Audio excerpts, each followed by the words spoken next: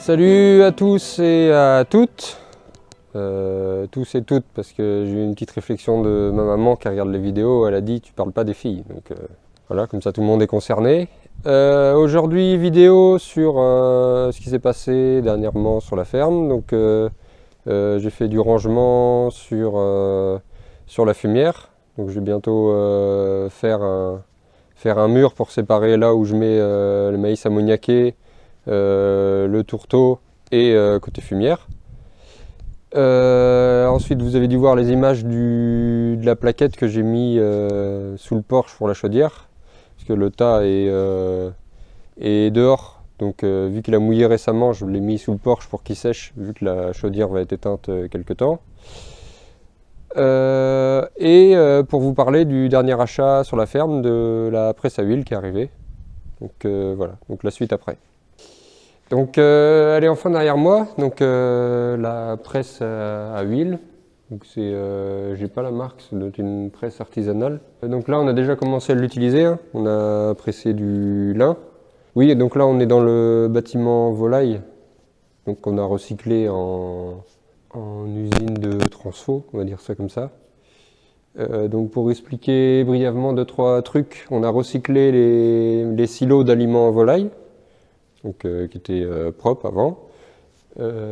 Ensuite, donc on a vidé le lin dans le silo et on sert de la vis d'alimentation. Donc ça peut marcher en automatique, parce qu'on a, pour ceux qui ne savent pas, dans les bâtiments volaille, en fait, il y a une trémie avec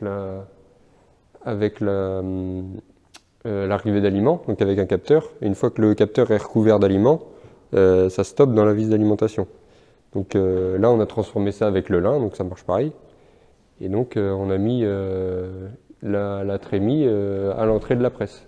Donc, quand la presse est allumée, ça fonctionne en autonomie, ça fonctionne tout seul. Il faut juste surveiller régulièrement et vérifier que le bac d'huile ne déborde pas. Et donc ensuite, le résultat du pressage, en fait, ça fait deux sous-produits. Du tourteau. Donc là, on dirait pas que c'est du tourteau, mais c'en est. C'est juste que quand on achète de l'aliment chez les marchands d'aliments, chez en coopérative ou autre, il est sous forme de granulé. C'est juste que là, nous, vu qu'on le met dans la mélangeuse, on n'a pas d'intérêt qu'il soit en granulé. Il sort tel quel de la presse, comme ça, en chapelure, quoi, en copeaux.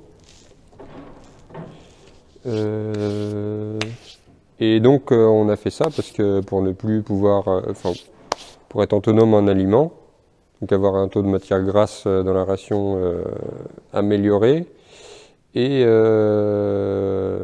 du coup, ce tourteau-là, il a un taux de matière grasse supérieur à la moyenne, puisque la presse, c'est une presse à huile à froid, contrairement dans l'agroalimentaire, en fait, ils pressent à chaud pour avoir un rendement de pressage d'huile supérieur. Sauf que c'est au détriment du tourteau qu'on achète, puisqu'il n'y a plus de matière grasse dedans. Et même, ils rassemblent tous les déchets de l'agro-industrie et ils les mettent dans de l'aliment et ils disent allez, il y a tant de pourcents de colza et tout.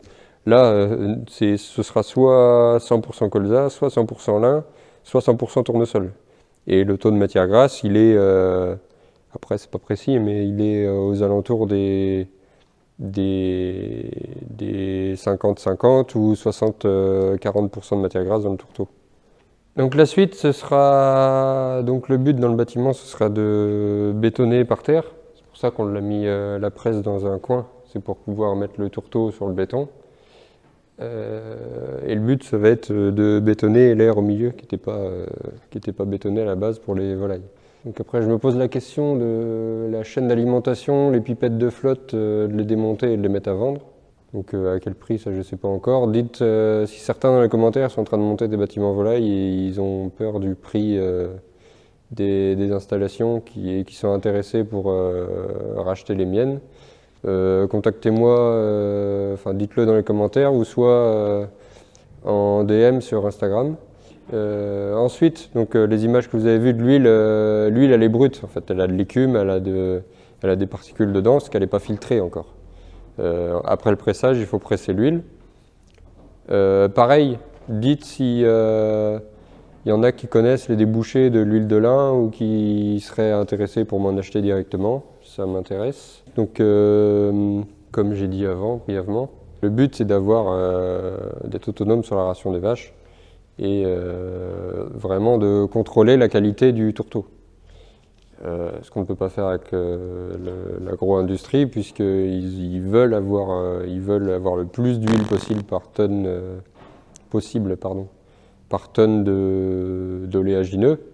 Donc ils pressent à chaud, ils veulent extraire le maximum d'huile par tonne.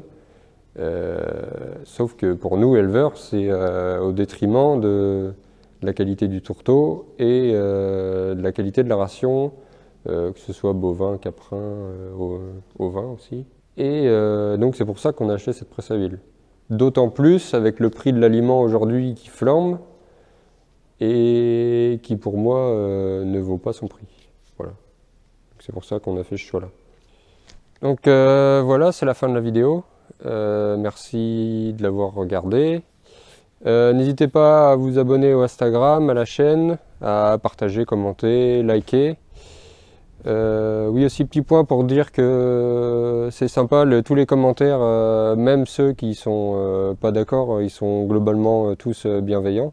Donc ça c'est sympa que ça continue.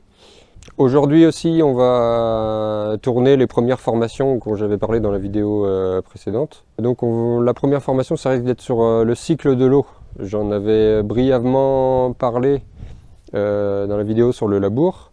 J'avais expliqué vite fait comment l'eau ça se fabrique, mais il manque plein de choses. Le but ce serait de faire une formation d'une demi-heure ou une heure pour expliquer totalement comment ça fonctionne, comment ça s'imbrique dans le système, pourquoi faire du semi-direct, comment ça se fabrique et tout, et la structure du sol. Donc voilà, merci d'avoir regardé et à la prochaine tout le monde.